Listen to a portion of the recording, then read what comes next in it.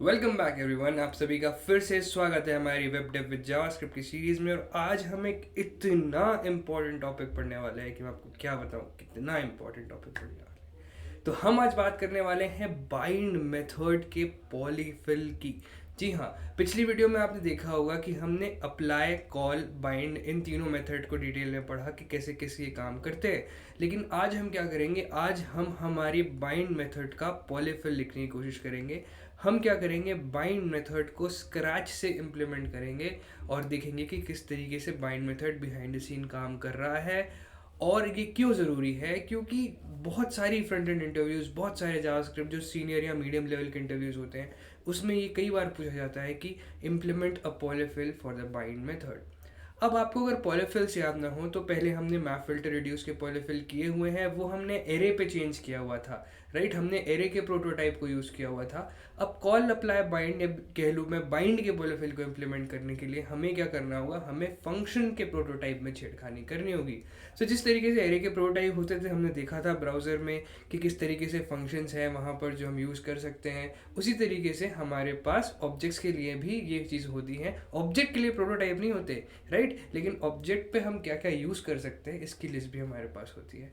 हम यूज़ करते हैं यहाँ पर फंक्शन प्रोटोटाइप का, तो वो यूज़ करके हम क्या करेंगे, बाइंड को इम्प्लीमेंट करने की कोशिश करेंगे।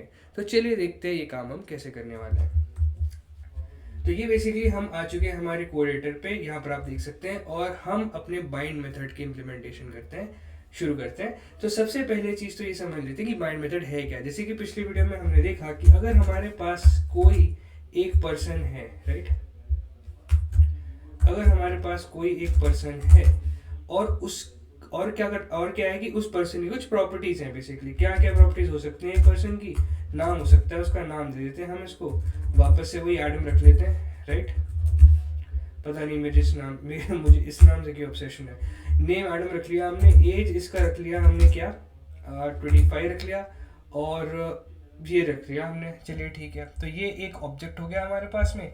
और हम क्या चाहते हैं, इस पर हमारे बाइंड मेथड को कॉल करना चाहते हैं, तो उसके लिए हमें एक फंक्शन भी बनाना पड़ेगा। तो शो डिटेल्स, है ना, कौन सा फंक्शन कॉल करेंगे वरना, शो डिटेल्स इक्वल टू, ये एक फंक्शन है हमारे पास, और ये क्या कहता है, ये हमें इस पर्सन के लिए डिफाइन करना है। तो हम कहते हैं console dot log, object define करना है बेसिकली, दिस डॉट नेम, और समझिए ऐड करके मैं लिख देता हूँ दिस डॉट एज।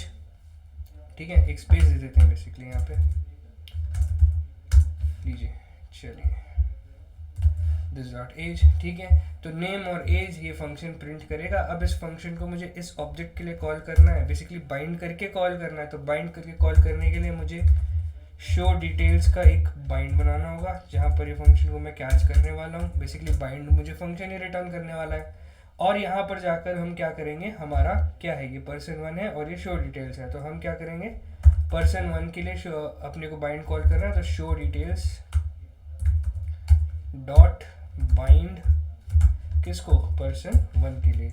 तो अब यहाँ पर से एक फंक्शन रिटर्न हुआ होगा, और अब हम जाकर के शो डिटेल बाइंड को कॉल कर लेते हैं, और ये हमने कर लिया कॉल। इसको मैं कर देता हूँ रन, क्लियर आउटपुट, इसको मैं कर देता हूँ रन। तो यहाँ आप देख सकते हैं एडम 25 हमको रिटर्न हो गया, मतलब उसका नेम और उसका एज इस बेसिस पे, शो डिटेल्स के बेसिस पे हमको रिटर्न हो गया। हमने बाइंड किया, यहाँ एक फंक्शन रिटर्न हुआ, फिर इस फंक्शन को हमने कॉल कर दिया। तो बेसिकली इस तरीके से हमारा बाइंड मेथड काम करता था। अब हमें क्या करना है, अब हम लिखना चाहते हैं एक फंक्शन जिसका नाम हम रखेंगे माई बाइंड, राइट। और उस फंक्शन को क्या करेंगे, हम यहाँ पर यूज़ करेंगे बाइंड की जगह, और सेम टू सेम काम हम अपने फंक्शन से कराएंगे। तो उसके लिए वैसे मैं ऐसे तो लिखूंगा नहीं, सबसे पहली चीज़ हमको उसके लिए यूज़ करनी होती है फंक्शन प्रोटोटाइप की, राइट, फंक्शन प्रोटोटाइप की। तो हम क्या करेंगे, फंक्शन डॉट प्रोटोटाइप डॉट, अब यहाँ पर मैं चाहता हूँ कि मैं अपने फंक्शन का नाम लिखूँ, तो मैं यहाँ पर माई बाइंड नाम का एक फंक्शन लिख देता हूँ, और इसको मैं फंक्शन बना देता हूँ, राइट।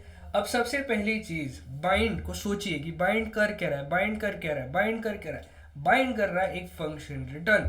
बाइंड क्या कर रहा है, एक फंक्शन रिटर्न। तो मैं यहाँ से क्या कराता हूँ, एक फंक्शन को रिटर्न करा देता हूँ, तो जिससे रिटर्न अ फंक्शन। ठीक है जी, तो बाइंड एक फंक्शन को रिटर्न करता है, तो हमने ये पहला स्टेप कर लिया कि चलो आप एक फंक्शन रिटर्न करो। दूसरी चीज़ हमें क्या करानी है, हमें उस ऑब्जेक्ट के लिए रिटर्न कराना है। तब वो ऑब्जेक्ट कहाँ से लेके आएंगे, देखिए ये जो आप देख सकते हैं ये पर्सन 1, ये पर्सन 1 ही तो पास होता है ना, इसी के बेसिस पे तो क्या आता है हमारे पास, हमारा जैसे ये अगर मैं लिखूँ यहाँ तो आप समझ पाएंगे कि हम बेसिकली किसके लिए कॉल कर रहे हैं, पर्सन 1 के लिए कॉल कर रहे हैं ना। पर्सन 1 तो वही चीज़ तो रिटर्न होगी ना, इस यहाँ पे है ना, पर्सन 1 के लिए ही तो कॉल होगा ये बेसिकली देखा जाए तो लेकिन अब उसको तो हमें मल्टीपल फंक्शन के लिए कॉल करना है, तो वो हम कैसे ला सकते हैं, हमारे ऑब्जेक्ट को हम पॉइंट आउट कैसे कर सकते हैं कि हाँ भाई ये ऑब्जेक्ट है, इसके लिए कॉल हुआ है। तो यहाँ पे आप देखिए हम क्या कर रहे हैं, जहाँ पर ये बाइंड कर रहे हैं हम इस फंक्शन को, यहाँ पे हम एक ऑब्जेक्ट पास कर रहे हैं, राइट। अब जब भी आप पॉलीफिल लिखें, तो जब आप एक ऑब्जेक्ट बना रहे होंगे यहाँ पर, और इसको अगर आप दिस कर दें, तो ये आपका जो दिस कीवर्ड है ना, ये बेसिकली आपके ऑब्जेक्ट को ही पॉइंट करने लग जाता है जब आप अपने प्रोटोटाइप के अंदर ये काम कर रहे हो, राइट। ये आपके ऑब्जेक्ट को पॉइंट करने लग जाता है। तो जिस भी ऑब्जेक्ट के लिए आप इसको कॉल करेंगे वो ऑब्जेक्ट यहाँ पर आ जाएगा because of this keyword, this keyword ठीक है। तो इस तरीके से क्या है कि आप यहाँ पर अपना ऑब्जेक्ट भी डिफाइन कर गए और फंक्शन आपने रिटर्न कर दिया। सेकंड चीज़ें अब सेकंड चीज़ें क्या है वो हमको देखनी है। तो सबसे पहली चीज़, ये ऑब्जेक्ट यहाँ पर दिस हुआ, ये फंक्शन हमारा रिटर्न हुआ।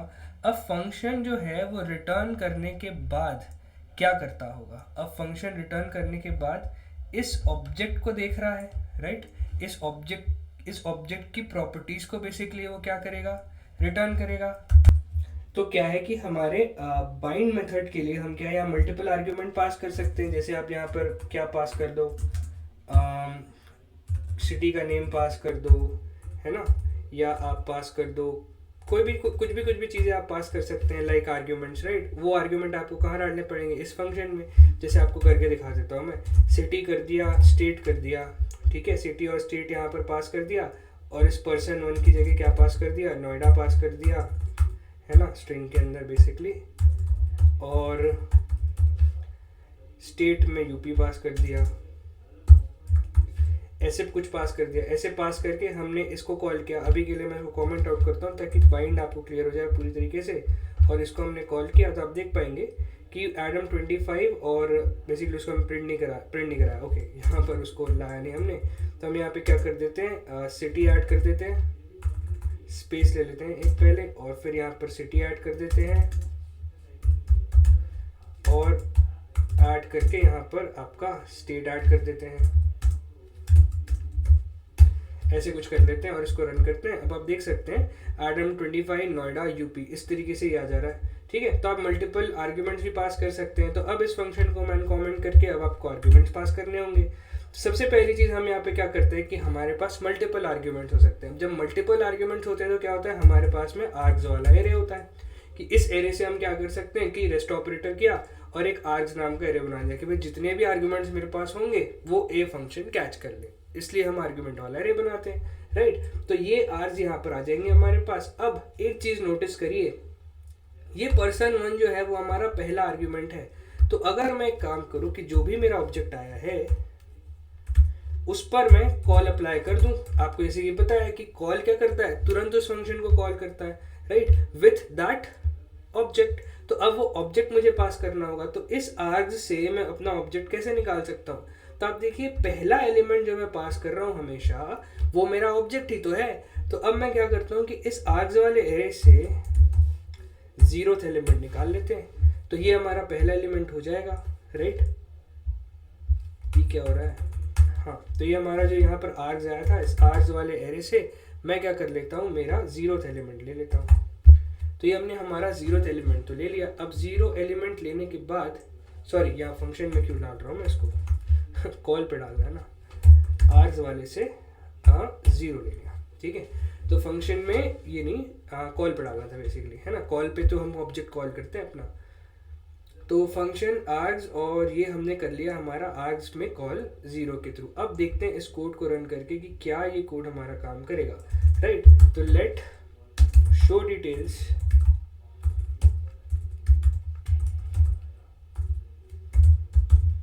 शो डिटेल्स माय बाइंड नाम रखते हैं इसका, equal to show details bind नहीं, show details dot my bind function use करना है अब हमें। और माई बाइंड में हम क्या पास करने वाले हैं, show details dot my bind. और माई बाइंड के लिए अब हम यूज़ करने वाले हैं क्या चीज़, हमारा person1 वाला ऑब्जेक्ट। तो इस कोड को रन करने के बाद हम क्या करते हैं, शो डिटेल्स माई बाइंड को कॉल करते हैं। और ये हमने कर दिया, show details dot my bind को कॉल। और अब यहाँ पर इस फंक्शन को हम रन करके देखते हैं कि क्या ये फंक्शन रन होता है। Adam25 अनडिफाइंड अनडिफाइंड, अच्छा जी, तो अब ये अनडिफाइंड अनडिफाइंड क्यों आ रहा है, ये तो आपने देख लिया कि Adam25 तो ये प्यार से रिटर्न कर दे रहा है। अब अगर मैं इस सिटी और स्टेट को इन पैरामीटर से हटा दूं तो वो अनडिफाइंड अनडिफाइंड भी मेरे हट जाएंगे।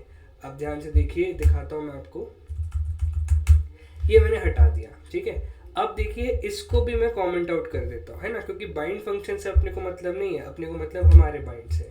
तो अब यहाँ पे देखिए डिफरेंस, देखिए डिफरेंस क्या आ रहा है कि यहाँ पर Adam25 हमको रिटर्न हो चुका है, राइट। लेकिन जब मैं इस पे कुछ पास कर रहा था, क्या पास कर रहा था, जैसे मैंने ये पास किया हुआ था ना, यहाँ पे ऐसा कुछ किया हुआ था हमने, तो हम यहाँ पे सिटी स्टेट पास कर रहे थे और नोएडा यूपी भी पास कर रहे थे, है ना, person1 के लिए हम ये सारी चीज़ें दिखा रहे थे।